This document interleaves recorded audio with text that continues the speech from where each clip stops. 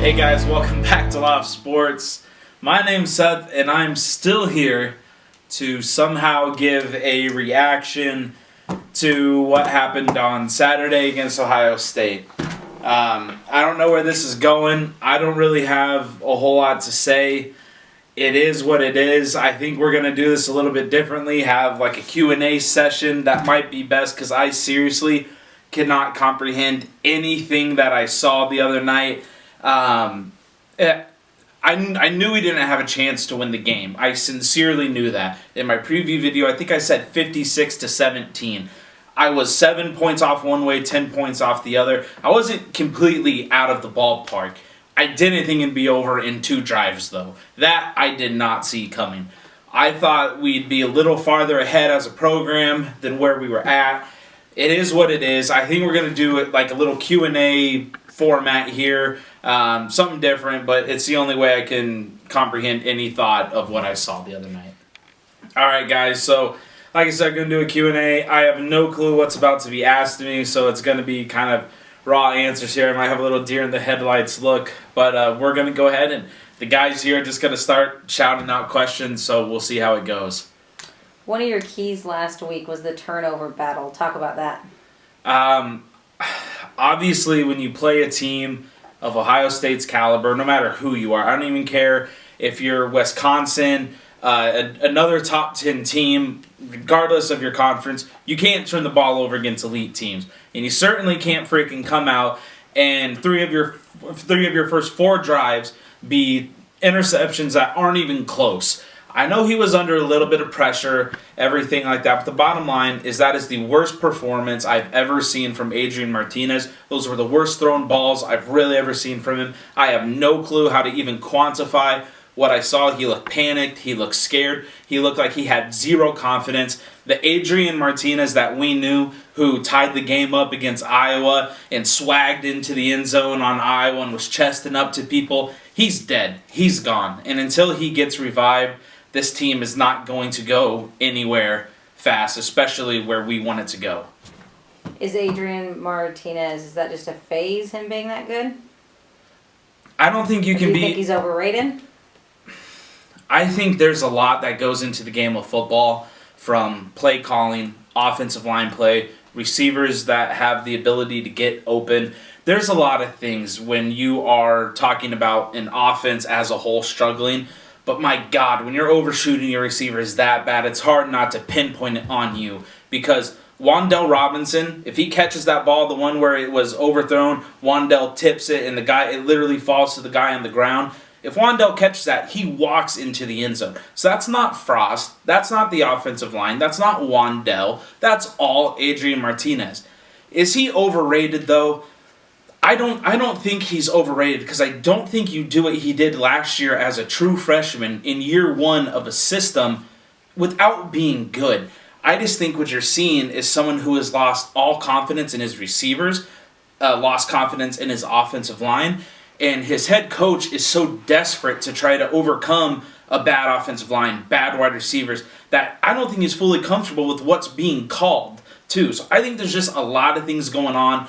I'm not a coach. I don't know how to grade the film. I do know, though, that it's rarely just one person's fault. It just so happens that he is the quarterback, and no matter what, the head coach and the quarterback get all the praise. They also get all the blame. But in this case, it's hard to say it wasn't a little bit deserved.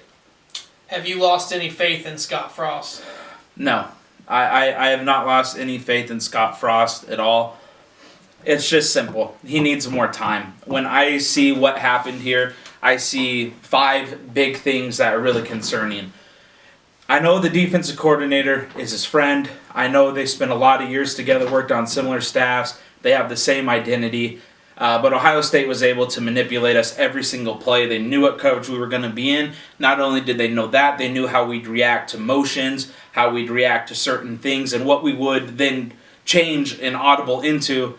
And then he was manipulated all night. It was like, honestly, it was like a high school coach going up against a Division I coach is what it looked like.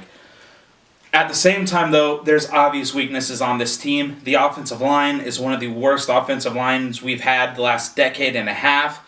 I believe that strongly.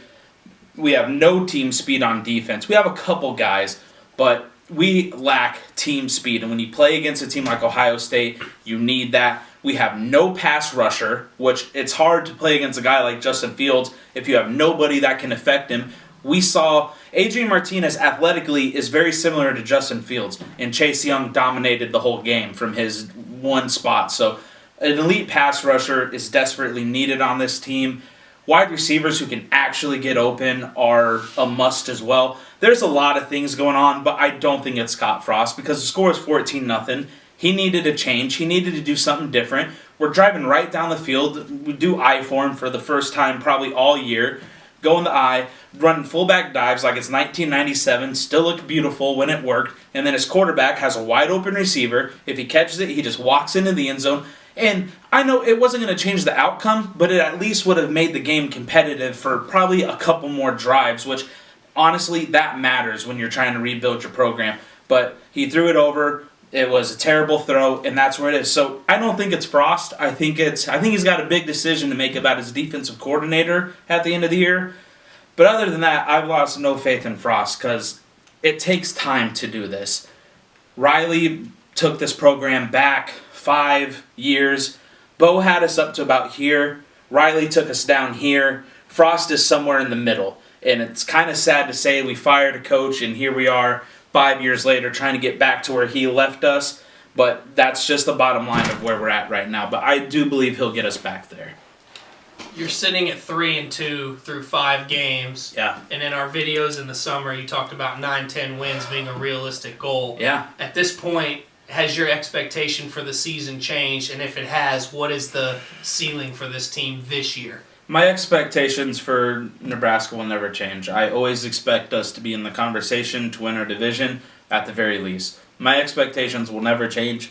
Hasn't changed in the 25 years I've actually been able to understand what's going on with Husker football.